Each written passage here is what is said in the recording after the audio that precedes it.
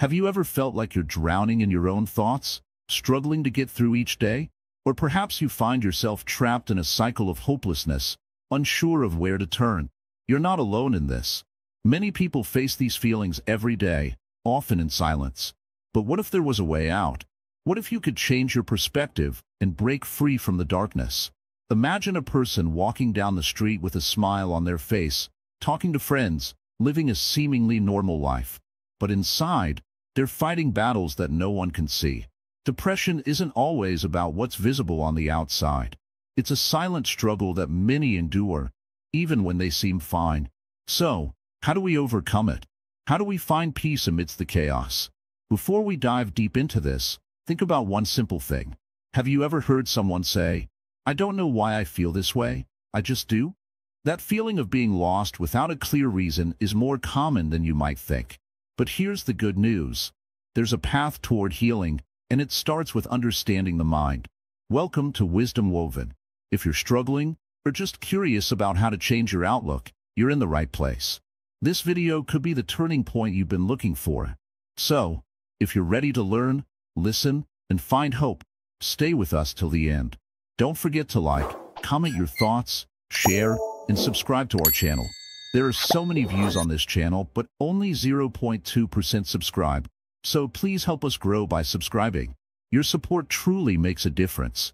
Now, let's take a closer look at something that has been used for centuries to address mental suffering, Buddhism. What does this ancient philosophy say about depression? How can its teachings guide us toward healing? Let's explore this together. Understanding depression. What lies beneath the surface? Depression can often feel like a heavy weight, one that drags you down without mercy. But what is it really? Is it just a feeling of sadness that never seems to go away? Or is it something deeper, something more intricate? Many people live their lives believing depression is only about feeling down, but it's far more complex than that. To truly understand it, we must dig deeper and look beyond the surface. When you look at depression from the outside, it may appear as if it's just a lack of happiness or motivation. But if we stop there, we miss a much more profound truth. Depression, in its truest sense, is a state of imbalance. It's like being stuck in a fog that blurs your perception of reality, making everything seem pointless and overwhelming. But here's the key. Depression is not your identity, it is an experience, an emotion, a state of mind, a condition, but it is not who you are at your core.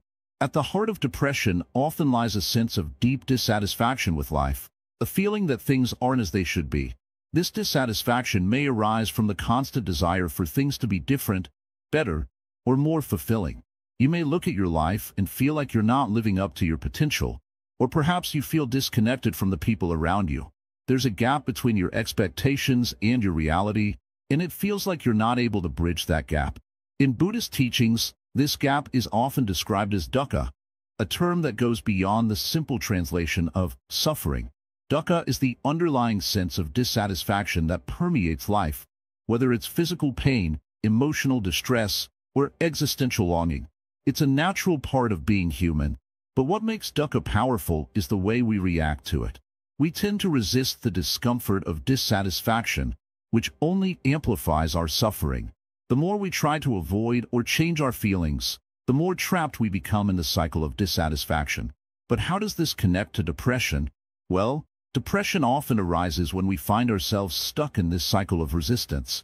We feel bad, and instead of acknowledging our feelings and sitting with them, we push them away. We fight against our emotions, telling ourselves we shouldn't feel the way we do. This struggle against our own feelings creates a deeper layer of suffering, feeding the cycle of depression. Buddhism teaches that suffering is a part of life, but it also teaches us that we have the ability to transform it. Depression, when viewed through the lens of Buddhist philosophy, is not an end. It is simply a part of the human experience, something we can learn to work with, not something we need to defeat. One of the central ideas in Buddhism is that everything is impermanent, nothing lasts forever. This includes both our suffering and our happiness. If we can truly accept that all things, good and bad, are temporary, it can change the way we experience depression. When you're feeling low, you might think that the sadness or hopelessness you're experiencing will last forever. But remember, it won't. Just like everything else, it will change. The clouds will part, and the sun will shine again, even if you can't see it right now. This doesn't mean you should ignore your feelings or push them aside. Instead, it means recognizing that your feelings of sadness or hopelessness are temporary experiences. They come and go, and you don't have to be trapped by them forever. The more you accept the impermanence of these emotions, the more you begin to see them for what they are, temporary visitors in your mind. Now, let's take a step back and consider the concept of the mind.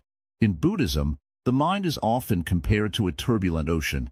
Sometimes, the waves are calm and peaceful, and at other times, the storm rages with strong winds and crashing waves. Depression is like being stuck in the middle of that storm. It can feel overwhelming and chaotic, but just like a storm, it will pass.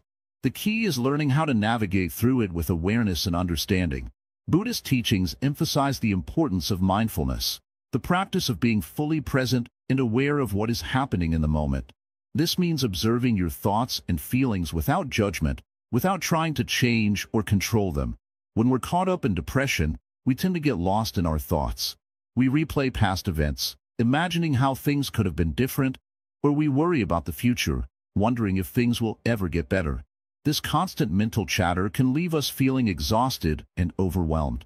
But mindfulness teaches us to step back from that chatter and simply notice it. Mindfulness doesn't mean you stop feeling or stop having negative thoughts. It means that instead of getting lost in them, you observe them with a sense of curiosity and compassion. You begin to see that your thoughts are not you, but just passing clouds in the sky of your mind. They come and go, and they don't define who you are. In this practice, you may also discover something remarkable: the ability to let go of the attachment to your thoughts and emotions. When you stop identifying so strongly with your feelings of sadness, frustration, or fear, you begin to see them as temporary states, not permanent parts of your identity. This shift in perspective is one of the most powerful tools in dealing with depression. Let's consider an example. Imagine you're sitting by a river. The river represents your thoughts, emotions, and experiences. As you watch the water flow by, you notice a piece of trash floating downstream. It's not something you want to keep, but instead of grabbing it and trying to pull it out of the water, you let it pass by. The trash represents your negative thoughts or feelings. If you fight against them or try to control them, they only get stuck. But when you let them flow past without resistance, they lose their power over you. This is the essence of mindfulness and acceptance. So, depression, in the Buddhist sense, is not something to be feared or avoided, but something to be understood. It is a signal, a reminder that there's something in our lives that needs attention. Perhaps it's a feeling of unfulfilled desire, an attachment to how things should be, or a resistance to the impermanence of life. The key is to recognize that depression is not your enemy, but an invitation to look deeper into your mind and your heart. When we start to see depression as a teacher, we begin to transform our relationship with it. Instead of running away or pretending it's not there, we can learn from it. We can use it as a tool to deepen our understanding of ourselves in the world around us. This process of self-inquiry is not easy, but it's a path that leads to true healing, not by escaping the pain, but by embracing it with compassion and wisdom. Remember, depression doesn't define you. It is just a moment in the grand story of your life, and just like all other moments, it will pass. What's important is how you respond to it. Are you ready to meet your depression with mindfulness, understanding, and the wisdom of impermanence? If so, you're already on the path to healing. The Buddhist perspective insights into the human mind. In the depths of Buddhism, there's a profound understanding of the human mind and its suffering. At the core of Buddhist teachings, you'll find the belief that all human experiences, including pain and suffering, are rooted in the mind. But this doesn't mean that our pain is permanent or unavoidable. In fact, Buddhism offers a powerful perspective that can guide us through even our darkest times. Let's explore these ideas together. The Buddha, over 2,500 years ago, shared profound insights into human suffering, its cause, and its solution. He understood that all living beings experience pain, loss, and fear in one form or another. However, he also pointed out that our minds often magnify our pain by attaching to it, creating unnecessary suffering. This attachment comes in many forms, attachments to our thoughts, to our identities, to our past, and even to our expectations about the future. At the heart of Buddhist thought is the teaching of the Four Noble Truths. These truths are the foundation for understanding human suffering and how we can begin to overcome it. The first truth is that suffering is a part of life. This might seem like a harsh reality, but it's important to recognize it as a natural part of our experience. Pain, loss, frustration, and disappointment are inevitable. The Buddha didn't deny this truth. He simply acknowledged it as something that we must accept, not resist. But the second noble truth brings us deeper into understanding. The cause of suffering is desire or attachment. You might wonder, what does desire have to do with my pain? Well, according to Buddhism, it's not the mere existence of desire that causes suffering, but our attachment to desires. This could be an attachment to material possessions, to status, to relationships, or even to how we think our life should be. When we attach to these things, we start to believe that we need them to be happy. But happiness, Buddhism teaches, is not something that can be found externally. It arises from within. And when we cling to external things as if they are essential to our happiness, we set ourselves up for disappointment and pain. The third truth brings hope. It says that suffering can end. This isn't just a distant hope, but a practical possibility for anyone willing to look deeply into their life. Buddhism teaches that by understanding the causes of our suffering, we can begin to change them. This is not a quick fix, but a gradual process of letting go of our attachments, of rethinking our thoughts, and finding a new way to relate to the world. It's not about rejecting desire altogether, but about freeing ourselves from the suffocating grip of unhealthy attachments. The fourth noble truth is the path leading to the end of suffering, the Eightfold Path. This path is a guide to living a life of wisdom, ethical conduct, and mental discipline. It's often seen as the practical roadmap for transforming our minds and lives. The path includes right understanding, right intention, right speech, right action, right livelihood, right effort, right mindfulness, and right concentration.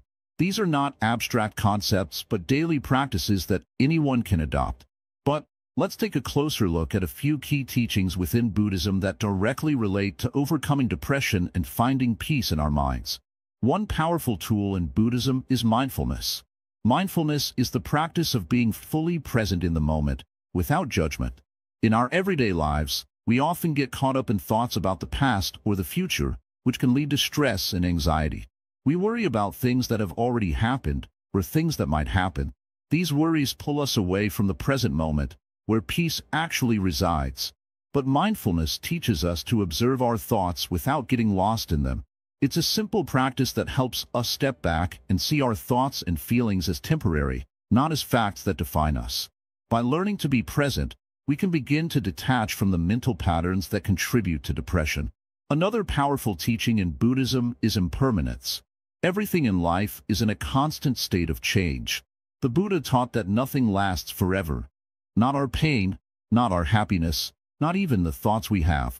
This doesn't mean that life is unpredictable or meaningless. Rather, it's a reminder that every experience, no matter how painful, will eventually pass. The pain you feel today does not have to be a permanent part of your life. It's simply a wave that will eventually recede. This understanding can provide immense comfort to someone struggling with depression. The belief that this too shall pass can help reduce the fear that our suffering will never end. But impermanence also teaches us to appreciate the moments of happiness and peace when they arise. Instead of clinging to them, we can enjoy them fully, knowing they are as temporary as the difficult moments. By embracing the fleeting nature of life, we can learn to live with greater freedom and less attachment. Buddhism also emphasizes the importance of compassion, both towards others and ourselves. Often, when we're in the depths of depression, we become our own worst critics. We blame ourselves for our pain and feel unworthy of kindness. But the practice of self-compassion is crucial in Buddhism. By treating ourselves with the same kindness we would offer a friend, we begin to heal from within. Compassion helps us see that we are not isolated in our pain. It reminds us that, just like everyone else, we are deserving of love and understanding. One of the most transformative teachings in Buddhism is the middle way. This teaching encourages balance and avoiding extremes. In the context of depression, the middle way suggests that we avoid being too harsh or too indulgent with ourselves. It's about finding a healthy balance between action and rest, between striving and accepting, between planning for the future and living in the present. When we're stuck in depression, it's easy to swing between extremes, either beating ourselves up for not being better or giving in to a sense of complete apathy. The middle way offers a path that avoids both extremes and encourages a balanced, healthy approach to life. Finally, Buddhism teaches us about the importance of letting go. The attachment we have to our past, our regrets, or our mistakes can keep us trapped in cycles of pain. Letting go doesn't mean forgetting or abandoning responsibility. It means releasing the emotional grip that these attachments have on our minds. Letting go is about freeing ourselves from the heavy burden of guilt, shame, and fear that often fuel depression. When we learn to let go of these attachments, we make space for healing and growth. And by practicing detachment, we become more open to the positive changes that life can bring. Buddhism is not about avoiding pain or pretending that everything is okay. Instead, it offers us a compassionate, realistic view of the human condition, showing us that suffering is not only inevitable, but also temporary and transformable. Through mindfulness, impermanence, compassion, and letting go, we can begin to heal our minds and find peace in the midst of suffering. So, when depression feels overwhelming, remember that Buddhism doesn't offer a quick fix, but rather a gradual path toward liberation. A path where we learn to see the mind more clearly, release its grip on us, and ultimately live with greater peace and freedom. The journey is not easy, but it is possible, and it starts with one step: understanding impermanence, finding hope in the ever-changing nature of life. In our lives, we often feel overwhelmed by the weight of sadness, despair, or worry. It's as if the emotions we experience are here to stay, as if they're permanent. But here's the truth: nothing in life lasts forever. Not the good moments, and certainly not the bad ones. This is the teaching of impermanence, one of the core principles of Buddhism. Imagine a storm. When a storm is raging, it can seem like it will never end.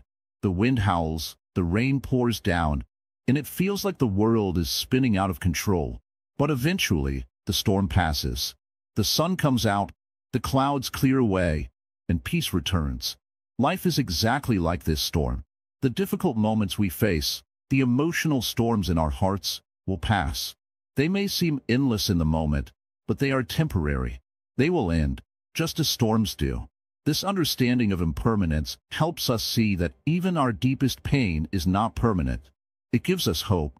The suffering we experience today does not have to define us forever. If we can accept that everything in life changes, we can begin to let go of the attachment we have to our pain. We don't need to hold on to the feeling that this is who I am, or I will always feel this way. Instead, we can remind ourselves, this too shall pass.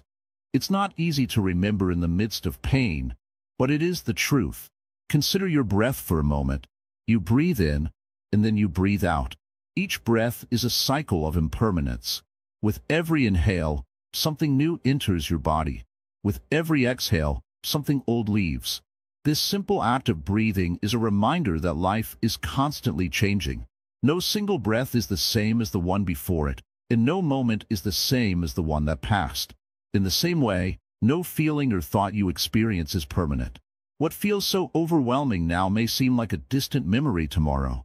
The Buddha taught that everything is in constant flux. Even the most difficult experiences are temporary. When we begin to understand impermanence, we stop clinging to things, whether they are pleasant or unpleasant. We stop holding on to the idea that everything must remain the same. We learn to let go. When we let go of our attachment to pain, we free ourselves from its grip.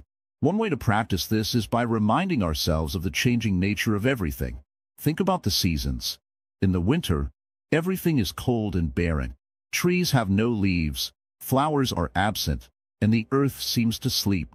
But then, spring comes. New life appears. Flowers bloom, trees sprout new leaves, and the world becomes vibrant again. Even though the winter was long and harsh, it was never permanent. Spring always follows winter, just as after dark, the light of dawn arrives. This natural cycle is a beautiful reminder of how life works. We can go through difficult seasons, but they are followed by times of growth and renewal. Just as the earth experiences cycles, so do we. Even in the darkest times, we are still growing, learning, and moving toward the light. When we are suffering, it's easy to feel like this moment will last forever. It's hard to imagine a time when we won't feel this way. But when we embrace the truth of impermanence, we can begin to shift our perspective.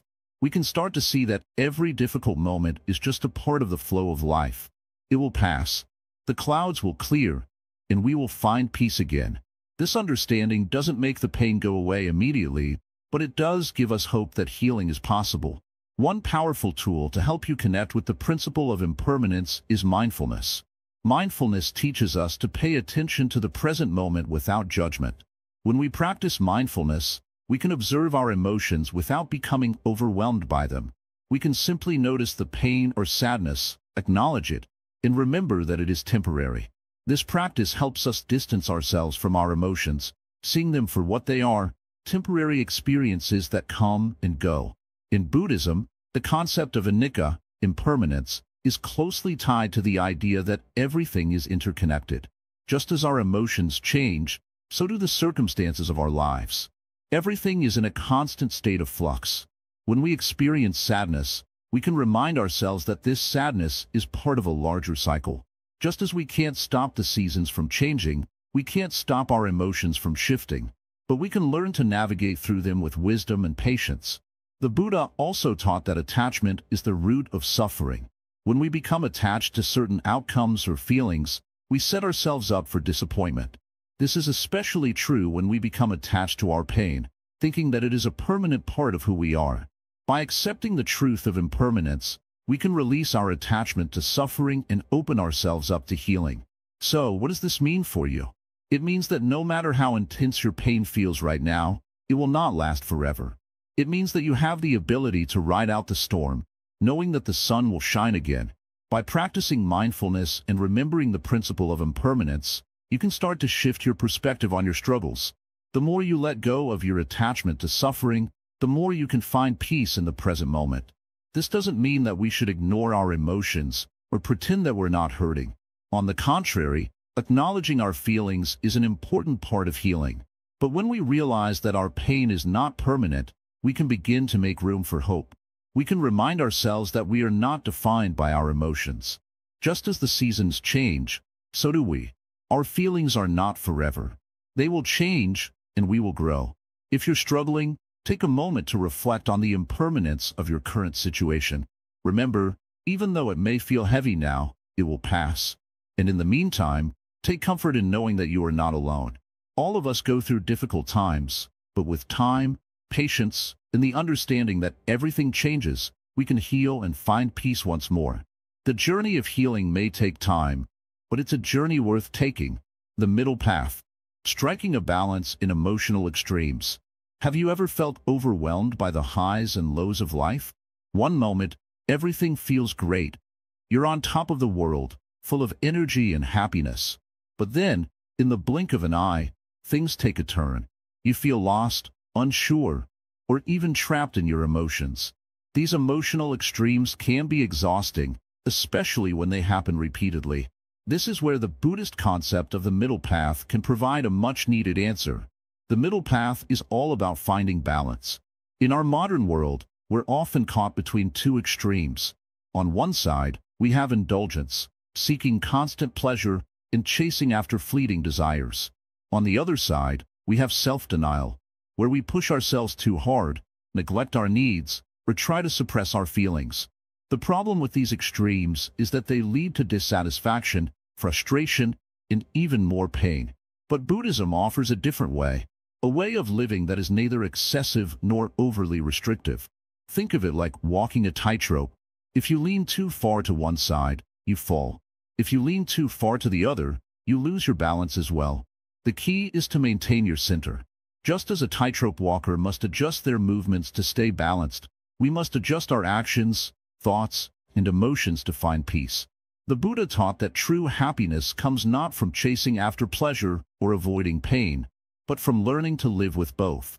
In the middle path, There's no need to reject the good things in life, but there's also no need to cling to them as if they were the ultimate source of happiness.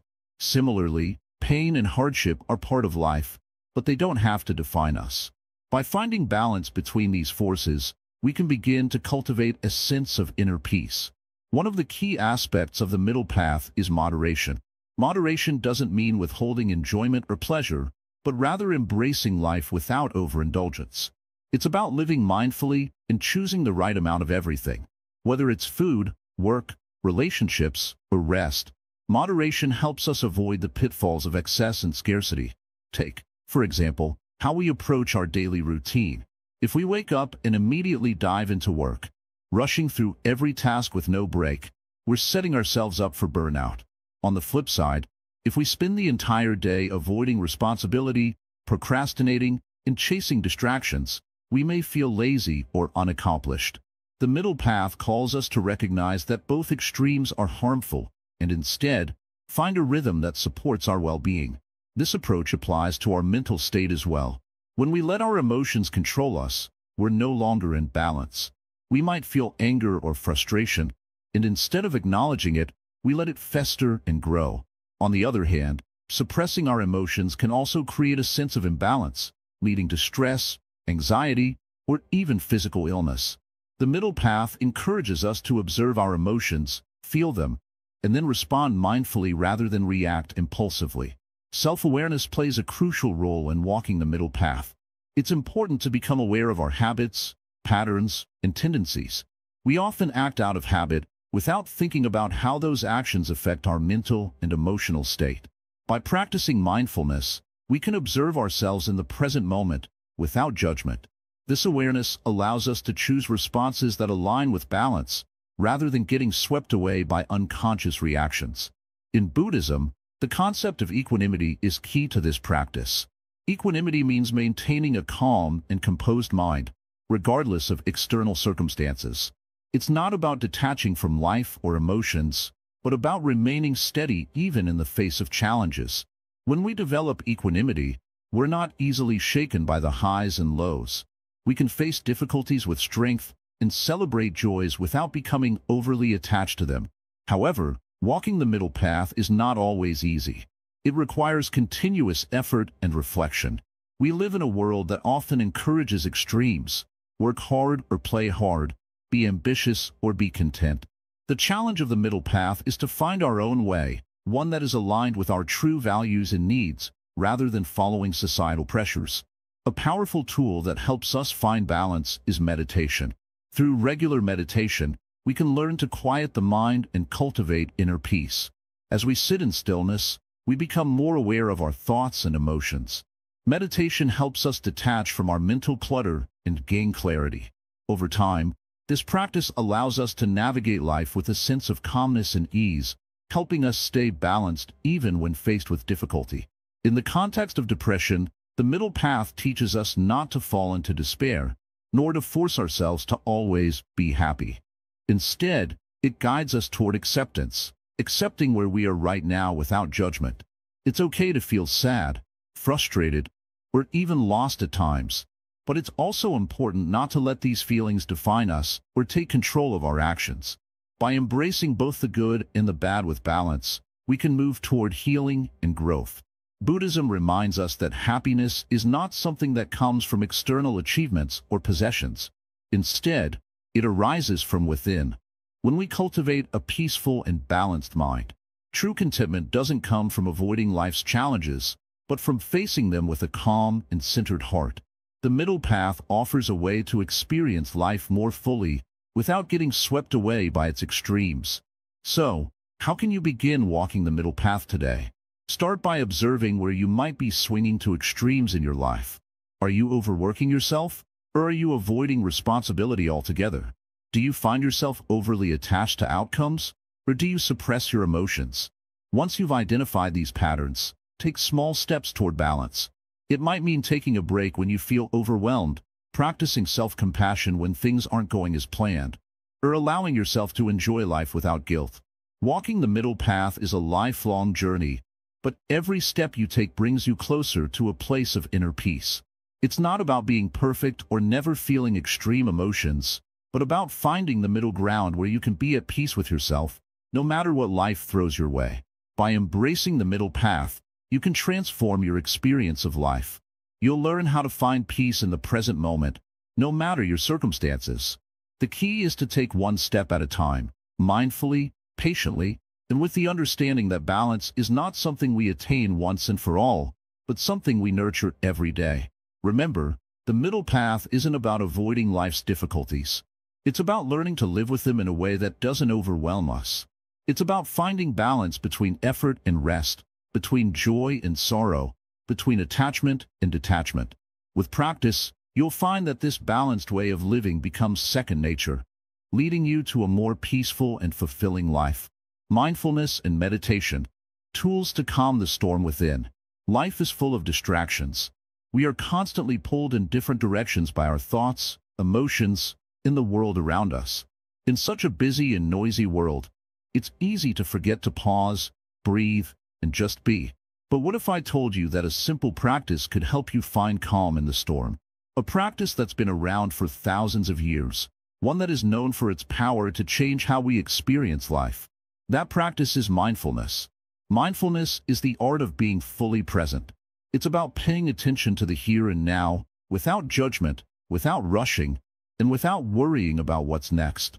It sounds simple, but in our fast-paced world, it's one of the hardest things to do. The mind is always racing, thinking about the past or the future, but rarely is it focused on the present moment. This is where mindfulness comes in. It teaches us how to slow down and pay attention to what's happening inside and around us. Right now, you may wonder, how can this help with depression? How can just focusing on the present moment make a difference in my life? The answer lies in the power of awareness. When we become mindful of our thoughts, we begin to see them for what they are, just thoughts. They are not who we are, and they do not define us. Thoughts come and go, like clouds drifting through the sky. By observing them without getting caught up in them, we stop identifying with every thought that arises.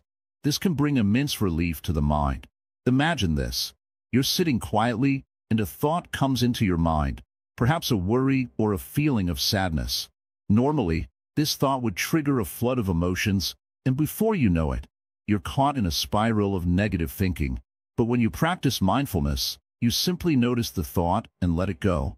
You don't fight it, but you don't follow it either. You just watch it come and go like a passing cloud.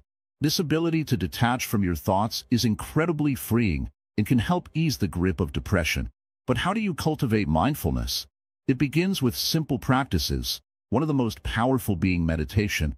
Meditation is the act of sitting quietly, focusing on your breath, and allowing your mind to settle.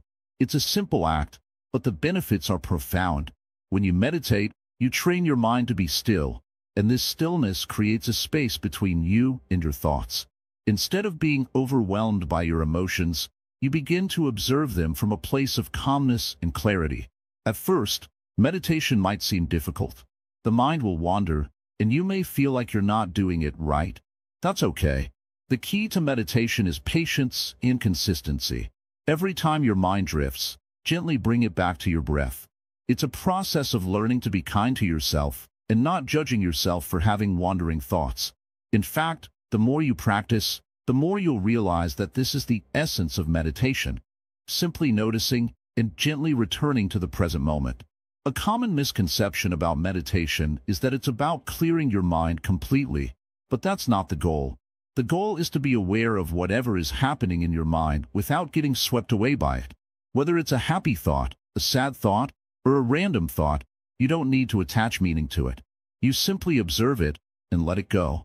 Over time, this practice of mindfulness will help you develop a more peaceful, balanced mind and reduce the impact of negative emotions. Another important aspect of mindfulness is accepting the present moment as it is. Many times, depression is fueled by resistance to what is. We don't want to feel the way we do, and we fight against it. We try to push away sadness, anxiety, or hopelessness, thinking that if we ignore it, it will go away. But the more we resist, the more we suffer. Mindfulness teaches us to accept our emotions as they are, without judgment. When we stop fighting against our feelings, we create space for healing. In Buddhist teachings, there's a concept called right effort, which is the effort to bring ourselves back to the present moment with mindfulness. Right effort doesn't mean forcing ourselves to feel better or to stop having negative thoughts. It means making a gentle effort to be present, even when it's hard. When you practice right effort, you stop striving for perfection and instead, you embrace your true, imperfect self. This shift in mindset is liberating and can help break the cycle of negative thinking that often fuels depression. Another way mindfulness helps with depression is by encouraging self-compassion. Depression can often make us feel like we're not good enough, like we're unworthy of love or happiness. But mindfulness invites us to treat ourselves with the same kindness and understanding that we would offer a friend. When we are mindful, we begin to recognize our own suffering without judgment. We stop blaming ourselves for feeling the way we do, and instead, we offer ourselves compassion and care. Now, let's talk about how meditation and mindfulness can be incorporated into your daily life. It doesn't have to be a big, overwhelming task. In fact, the beauty of mindfulness is that it can be practiced anywhere, anytime. You can practice mindful breathing while waiting in line, or notice your surroundings as you walk. You can even bring mindfulness to everyday tasks like washing dishes or having a conversation. The more you practice, the more you'll begin to live in the moment, instead of worrying about the past or future. Start small. Begin with just 5 minutes of meditation each day, focusing on your breath and noticing the sensations in your body. Slowly increase the time as you feel comfortable. Don't judge yourself for how good you are at it. Simply be present with the experience. Over time, you will start to notice a shift in your mindset. Your thoughts may become less overwhelming, and your emotions may feel more manageable. And with practice, the peace you cultivate through mindfulness and meditation will begin to extend into every area of your life. In summary, mindfulness and meditation are powerful tools for healing. They allow us to break free from the grip of our thoughts and emotions, teaching us to be present and compassionate with ourselves. By practicing mindfulness, we begin to see that we are not our thoughts, we are not our emotions. We are the observer, the one who is aware of them. This simple shift in perspective can have a profound impact on our mental well-being, especially when dealing with depression. So, take a deep breath and remember, you don't have to face depression alone. Mindfulness and meditation can be your companions on the journey toward healing. With time, patience, and practice, you can calm the storm within and find peace in the present moment. The power of compassion. Healing yourself and others. Compassion. It's a word we hear often, but do we truly understand its power? In Buddhism, compassion is not just a feeling. It's a way of being. It's the ability to feel for others, to put ourselves in their shoes, and to recognize that their suffering is just as real as our own. But here's the catch. True compassion doesn't just extend outward. It begins within. If we cannot show compassion to ourselves, how can we extend it to others? This is where healing begins. Imagine this. You're going through a tough time. Maybe you've just lost someone, or you're struggling with feelings of loneliness, anxiety, or depression. In moments like these, we often become our own worst critics. We tell ourselves we're not enough, that we're weak, or that we'll never get through this. We blame ourselves for not being better, for not handling things perfectly. We forget that it's okay to struggle. We forget that we are human, and being human means having moments of vulnerability. Compassion is the antidote to this inner harshness. Take a moment to breathe. Right now, close your eyes and feel the weight of your emotions. You don't have to be perfect. You don't have to have it all figured out. Compassion means accepting where you are in this very moment, without judgment. When we practice self-compassion, we start to heal. We start to forgive ourselves for the things we couldn't control, for the times we didn't do our best, and for the things we wish we could have changed. Compassion allows us to let go of that heavy burden and embrace ourselves as we are. Now, compassion isn't just about being kind to yourself, it's also about understanding others. When you're suffering, it can be easy to become isolated, to think that no one else understands you. But in truth, everyone has their own battles, their own pain, their own struggles. When we show compassion to others, we create a connection that transcends our individual experiences. We remind each other that we are not alone in our suffering. In Buddhism, there is a practice called metta, or loving-kindness meditation. It involves focusing on feelings of goodwill and compassion toward oneself and others. This practice can be incredibly healing. It's simple yet powerful. You start by wishing yourself happiness, health, and safety. Then, you extend those wishes to others, your loved ones, friends, and even strangers. You slowly work through all beings, wishing them the same peace and happiness. When we wish others well, we open our hearts, and in doing so, we heal our own wounds. When we're going through pain, it's easy to get stuck in our own world.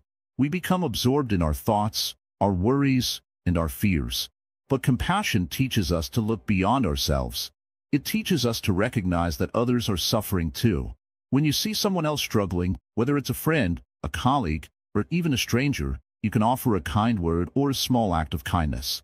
It could be as simple as listening when someone needs to talk, or offering a smile to someone who looks down. These little acts of compassion create ripples that can spread far and wide.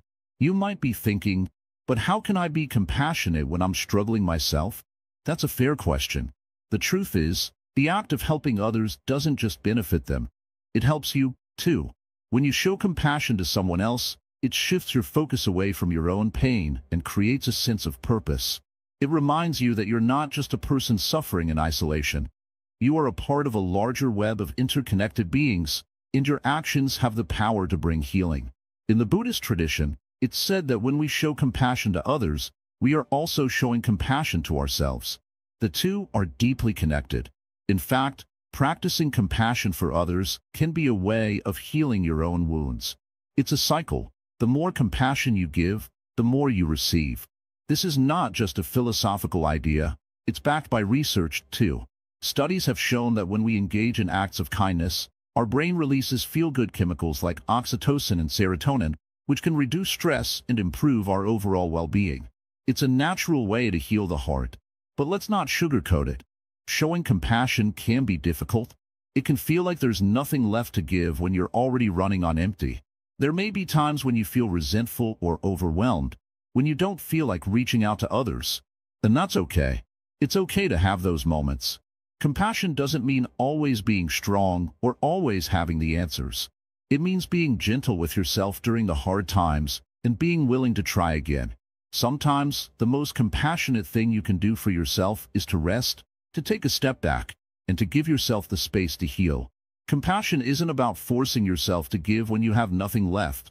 It's about recognizing when you need a break, when you need to be kind to yourself, and when you need to recharge. It's about understanding that you're not a machine. You're a human being, deserving of care and kindness, both from others and from yourself. There's a beautiful Buddhist teaching called Tonglen. It's a practice where you take in the suffering of others with each breath, and then with each exhale, you send out love and healing. It's a radical form of compassion, one that turns the idea of suffering on its head. Instead of running from pain, you embrace it, breathe it in, and then transform it into something healing. It's a way of saying, I am willing to sit with the discomfort, but I will not let it consume me. I will transform it into something better. Compassion also has the power to break down the walls of isolation. When we're suffering, we often withdraw from the world. We hide our pain because we're afraid others won't understand or accept us. But the truth is, vulnerability is what connects us. When we allow ourselves to be vulnerable, we create a space for others to do the same. And in that space, healing can occur. When you open your heart to someone else, when you share your pain and your struggles, you allow others to share theirs as well. In doing so, you both heal together. True healing comes when we recognize the interconnectedness of all beings. We are not separate. Our pain is not isolated. It's a part of the human experience. When we learn to feel compassion for others, we are not just easing their suffering. We are easing our own. Compassion allows us to transcend the illusion of separateness and reminds us that, at the core, we are all the same. We all experience pain, and we all have the capacity to heal. So, if you're struggling, if you're facing your own battles, remember this. Compassion is your ally. Start with yourself. Be gentle with your heart. Show yourself the kindness that you would show to a friend. And then, as you heal, extend that kindness to others. Through compassion, you can find not only peace for yourself, but also a sense of purpose and connection that will carry you through even the darkest times. In the end, compassion is what makes us human. It is what binds us together, even when we feel apart. And it is the key to healing, not just for ourselves, but for the world around us. Karma and interdependence, how choices shape our reality. Sit down, take a breath, and listen carefully. Imagine tossing a stone into a calm pond.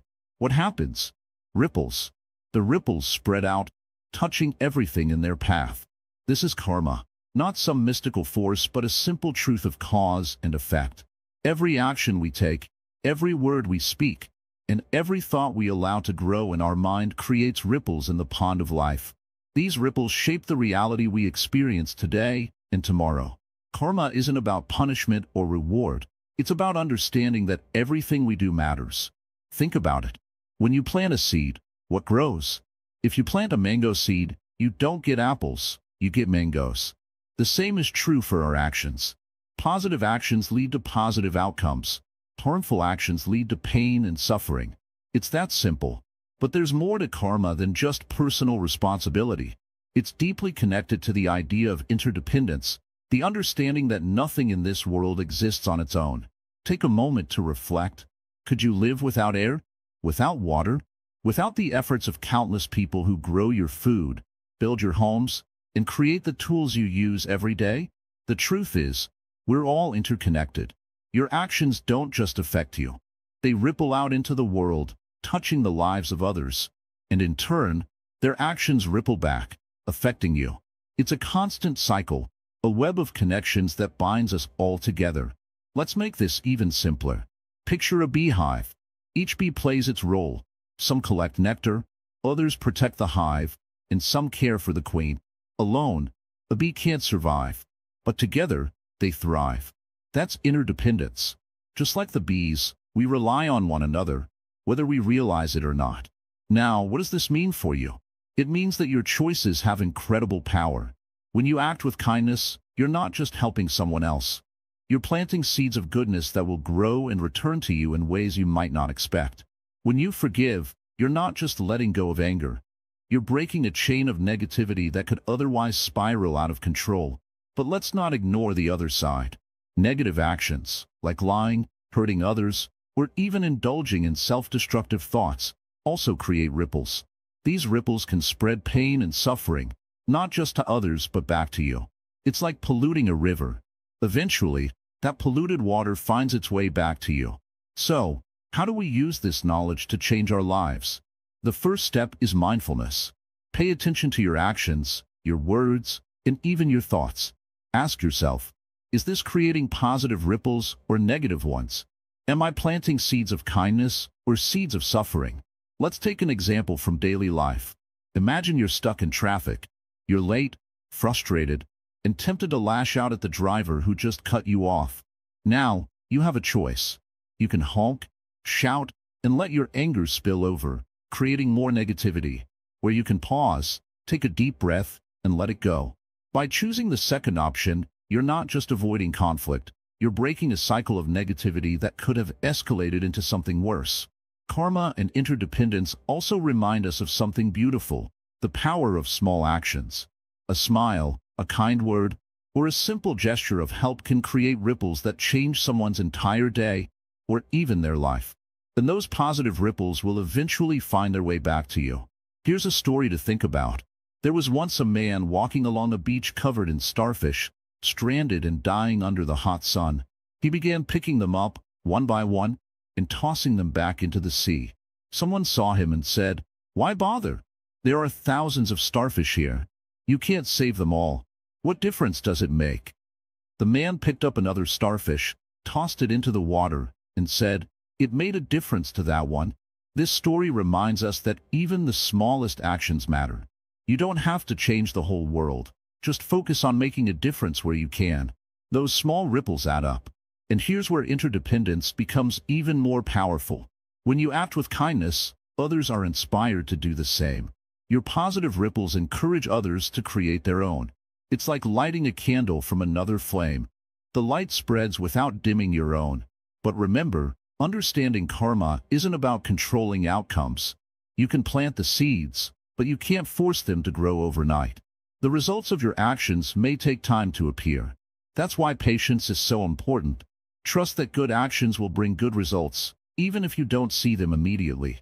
Finally, let's talk about responsibility. It's easy to blame others or the world for our problems. But when we understand karma, we realize that we have the power to shape our own reality. It's not about guilt or shame. It's about empowerment. Every choice you make is an opportunity to create positive ripples and contribute to a better world. So, what will you do with this knowledge?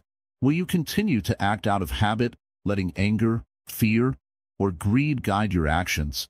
Or will you pause, reflect, and choose a path that creates peace and harmony, not just for yourself but for everyone around you? Take a moment to think about your life right now. What ripples are you creating? What seeds are you planting? If you're not happy with the answers, that's okay. Change starts with awareness. And now, you have the awareness to make a difference, not just in your life but in the lives of everyone you touch. Remember, karma and interdependence are not abstract concepts. They're living truths that play out in every moment, with every choice you make. So, choose wisely. Plant seeds of kindness, compassion, and understanding, and watch as your life, and the lives of those around you, begin to transform. You have the power to create ripples of positivity that can change the world. All it takes is one action, one thought, one choice at a time. What will you choose today? Transforming pain into wisdom, the journey of inner growth. Pain is a teacher, though it rarely feels that way when we're in the middle of it. In life, we all go through moments of suffering, whether it's heartbreak, failure, loss, or loneliness. The natural instinct is to resist pain, to push it away, or to bury it deep within ourselves. But what if, instead of fighting against it, we allowed it to teach us? What if pain wasn't something to fear, but something that could guide us to a greater understanding of life and ourselves? Think of a cracked pot. When it's filled with water, the cracks seem like flaws. But when light shines through, those very cracks allow the pot to glow. In the same way, our pain, our cracks, can become the openings through which wisdom and growth enter. Instead of hiding from what hurts, we can learn to sit with it, listen to it, and let it shape us into something stronger. Buddhism teaches us that suffering, or dukkha, is a part of life. But this isn't a pessimistic view. In fact, it's deeply hopeful. The acknowledgement of suffering is the first step toward liberation. When you stop pretending that life should be free of pain, you stop being shocked or defeated by it. Instead, you begin to see it as an opportunity, a doorway to wisdom. Let's take a moment to reflect on something simple yet profound. Everything in life is impermanent. The pain you feel today will not last forever, just as joy doesn't last forever. Think about the toughest moment you've endured in the past. At the time, it may have felt unbearable, like it would never end, but you're here now. That pain has passed, and in its place, it may have left lessons, strength you didn't know you had, or a deeper understanding of yourself and others. Transformation begins when you stop asking, "Why me?" and start asking, "What can I learn from this?" For example, heartbreak might teach you the value of self-love. Failure might push you to discover a new path, one that's more aligned with your true purpose. Even loss, as painful as it is, can remind you to treasure the moments you have with the people you love. To transform pain into wisdom, you must first face it without judgment. This is where mindfulness comes in. When you sit quietly with your emotions, observing them without trying to push them away, you begin to see them for what they are, temporary. A storm may rage in your mind, but like all storms, it will pass. And when it does, the sky is often clearer than before. Consider this. When you break a bone, the body heals itself by creating a stronger bond at the breakage site. Similarly, when life breaks you, the healing process can leave you stronger and wiser than before. But healing doesn't happen instantly, nor does it happen without effort. It requires patience, self-compassion, and the willingness to grow. Pain also has the power to connect us. When you've experienced hardship, you develop empathy for others who are suffering. You realize that pain isn't unique to you. It's a universal experience. This shared understanding can deepen your relationships and inspire you to support others on their journeys. In Buddhism, This is the essence of compassion, recognizing the suffering of others and responding with kindness. A story from Zen tradition illustrates this beautifully. A student once asked their master, "Why do we suffer?" The master pointed to a tree swaying in the wind and said, "Do you see how the wind bends the branches? It looks as though they might break, but they don't. Instead, they grow stronger, deeper, and wiser. Suffering is the wind, and you are the tree. Let it move you, but don't let it destroy you." Transformation doesn't mean you'll never feel pain again. It means you'll learn to carry it differently. Instead of letting it weigh you down, you'll use it as a stepping stone to rise higher. You'll begin to see that every challenge, no matter how difficult, holds the seed of wisdom. And when you nurture that seed, it grows into strength, resilience, and clarity. Ask yourself, what has pain taught you? Maybe it's taught you to slow down and appreciate life's small joys. Maybe it's shown you how strong you really are or revealed the things that truly matter to you.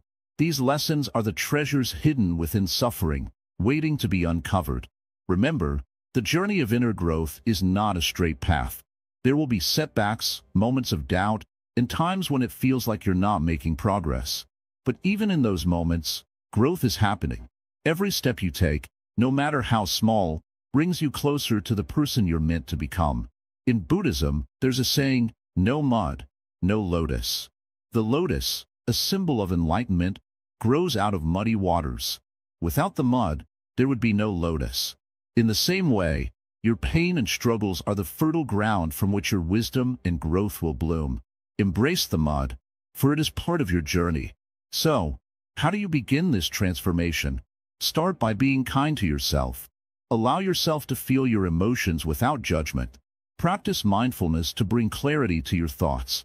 Surround yourself with people who uplift and support you. And most importantly, trust the process. Growth takes time, but every step forward is a step toward wisdom and peace. Your pain does not define you. It refines you. Each moment of struggle is an opportunity to learn, to grow, and to transform into the best version of yourself. Let your journey be guided by the lessons hidden within your suffering. And as you walk this path, remember, you are not alone. Every step you take is part of a greater story, one of strength, resilience, and boundless potential.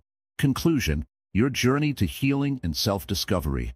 As we come to the end of this journey, I want you to pause and take a moment to reflect.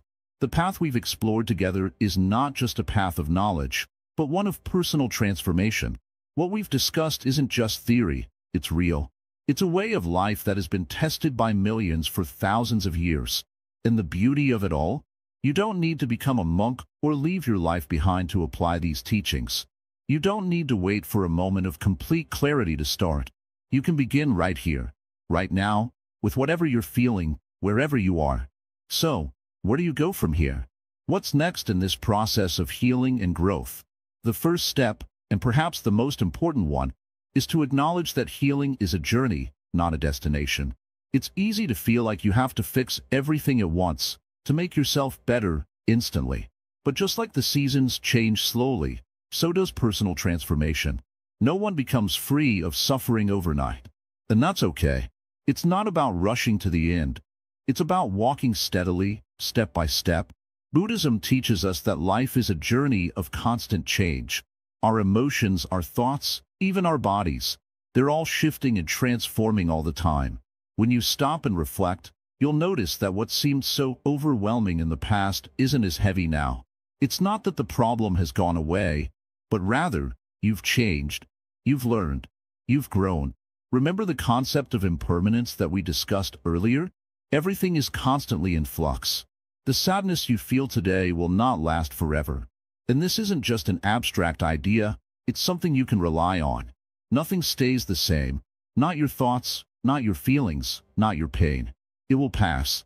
But this doesn't mean we ignore it or try to push it away. Instead, we sit with it, learn from it, and let it teach us something important about ourselves. And then there's the middle path. This is where balance comes in. Life isn't about extreme highs or lows. It's about finding that sweet spot in between where peace resides. If you find yourself swinging between the extremes of joy and despair, take a breath. You don't need to stay in the extremes. step back and find your middle ground. It's here, in this space of balance, that you will find clarity and peace. The practice of mindfulness, being fully present in the moment, plays a huge role in this. We often live in the past or the future, always looking back at what we've lost or ahead to what we hope to gain. But what about now, this moment? There is so much power in being here, right now, with what you have, with what you feel. Mindfulness helps you ground yourself in the present, and it's an incredibly simple yet profound practice. It can begin with something as small as just breathing deeply, feeling the air around you, noticing the sounds, the sights. The more you practice, the more you begin to experience life as it truly is, without judgment, without the burden of expectations. Now, I want to bring back the idea of compassion. Compassion isn't just something you give to others, it's something you give to yourself. In times of struggle, it's easy to become your own harshest critic. But instead of berating yourself for not being better, show yourself the same kindness you would show to a friend. You deserve that. Your struggles don't make you weak, they make you human. You don't have to be perfect to be worthy of love and care. And that includes the love and care you give yourself. If you ever doubt your ability to change, to heal, or to grow, remember this. Karma teaches us that every action, every choice, has an effect.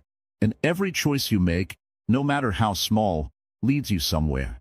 When you choose to start again, to seek healing, to practice mindfulness, you're creating a new path for yourself.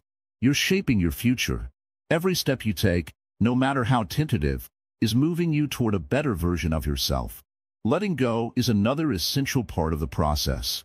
You don't need to carry everything with you. Let go of the guilt, the shame, the fear that has weighed you down. You don't have to hold on to old hurt to prove that it mattered. You don't need to stay in the past to honor the lessons it taught you. Sometimes, the most powerful thing you can do for yourself is simply to let go.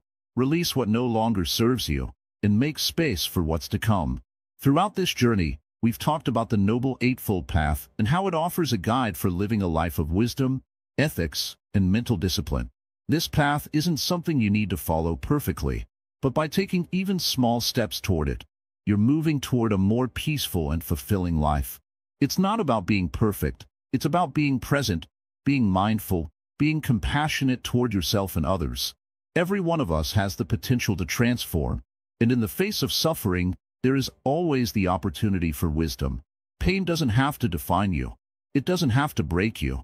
It can be the very thing that propels you toward deeper understanding and greater peace. It's a matter of how you choose to respond to it, of how you allow it to shape you. So, what now? It's time to start your own journey. You've already taken the first step by watching this video, by seeking answers, by being open to new ideas. The next step is to take what you've learned and apply it to your life. Start small, but start. Each moment is a chance to practice mindfulness, to show yourself compassion, to let go of what no longer serves you. You don't have to do this alone. The path may seem long, but there's a community of people who are walking the same road, learning the same lessons. And you can always return to these teachings whenever you need to. Wisdom is always available, and it's always waiting for you. I want to thank you for being here, for allowing me to share these thoughts with you. And remember, no matter where you are right now, you have everything you need to move forward. It's in your hands. Healing is possible, growth is possible, and peace is within your reach. Keep walking your path, and trust that every step brings you closer to the person you're meant to be. If this video has helped you, please like, comment, share, and subscribe to our channel, Wisdom Woven. Drop your thoughts in the comments. Your feedback is so valuable. And remember, no matter how hard the road may seem at times, you are never alone. Keep going, keep growing, and keep discovering the wisdom that lies within you.